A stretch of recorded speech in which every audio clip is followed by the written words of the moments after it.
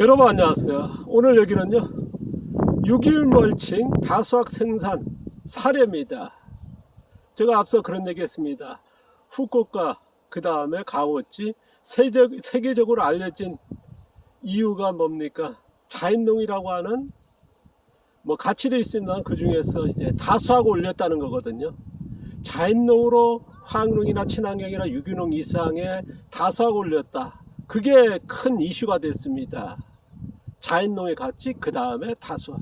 그 중에서 이제 반농사는 거론되지 않습니다. 거의 방치형이라 생산량이 안 되니까요. 근데 이제 최근에 보면 반농사도 굉장한 그 생산성을 높이고 있습니다. 다수학이란 표현이 맞을지 모르겠지만은 다른 농업에 버금가는 생산량을 올리는 자연농들이 많이 나왔습니다. 그걸 소개하려는데요. 후쿠오카나 가와구치가 다수학 생산하는 것은 대표적으로 알려진 두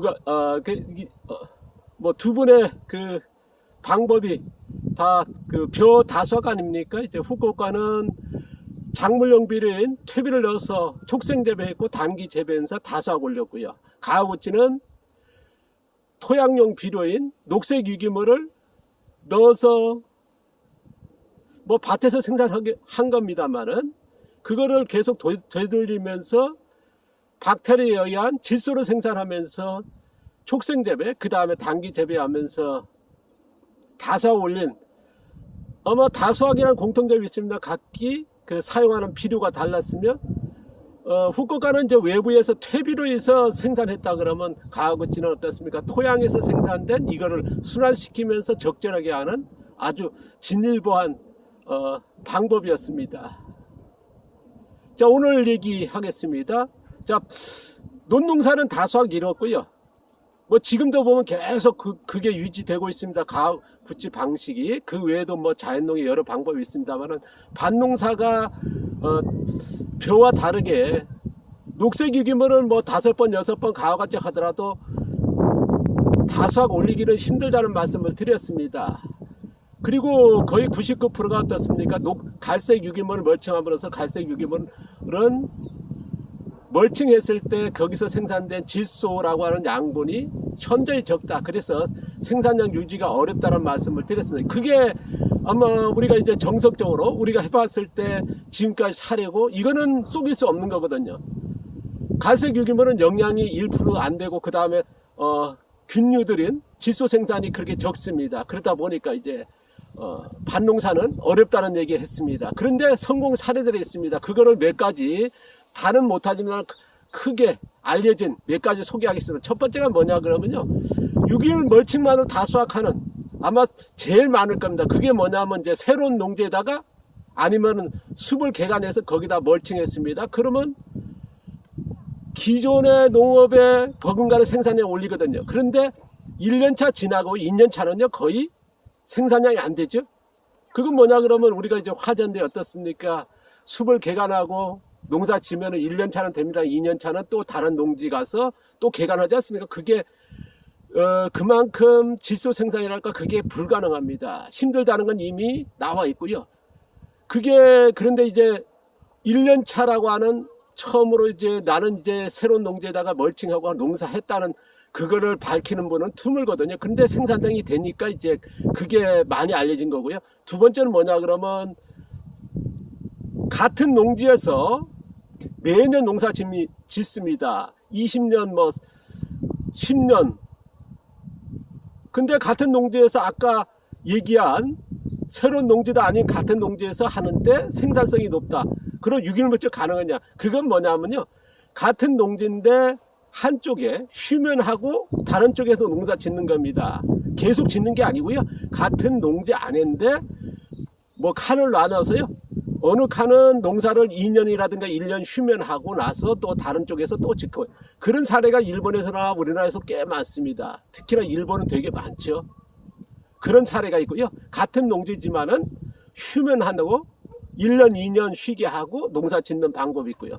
그리고 또 뭐냐가 있냐 그러면요, 멀칭하고 나서 거기다가 또 다른 작물용 비료를 넣는 겁니다. 아니면 토양용 비료 되겠죠, 쌀개 같은 거, 아니면 작물용 비료 못해서 개분 같은 거 넣어가지고 뿌리는 겁니다. 그래서 이제 하는 거고요. 뭐 쌀게 같은 거 일본에서 왔는 쌀게 같은 거 우리나라도 뭐 최근에 보면 많이 확산되고 있습니다. 쌀게 같은 거 뿌려가지고 더 뿌려서 이제 겨울 동안에 이제 쉬면 하지 않습니까? 되게 농사 안 짓거든요. 그래서 봄과 이제 봄 농사, 여름 농사, 그래서 다수학 올리는 방법이 있고요.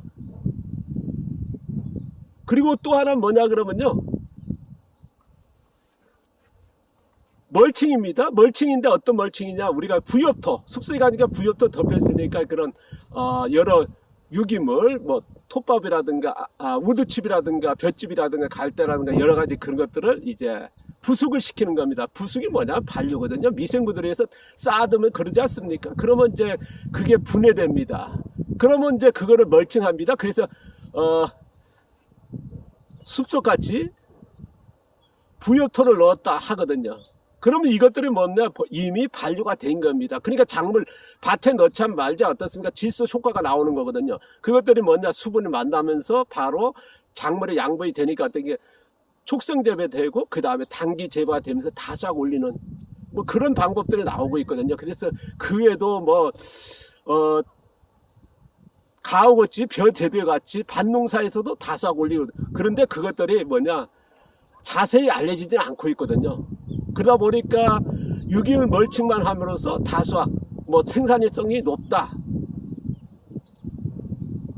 좀 뭐랄까요? 그거를 잘못 이해하시고 잘못 받아들이고 그거를 우리가 이제 다 농가에서 자연농가 하신 분이 나가 다수학 올리는 과정에 이런 방식으로 해서 다수학 올렸다. 이걸 다 공개되는 뭐 공개하신 분도 있지만은.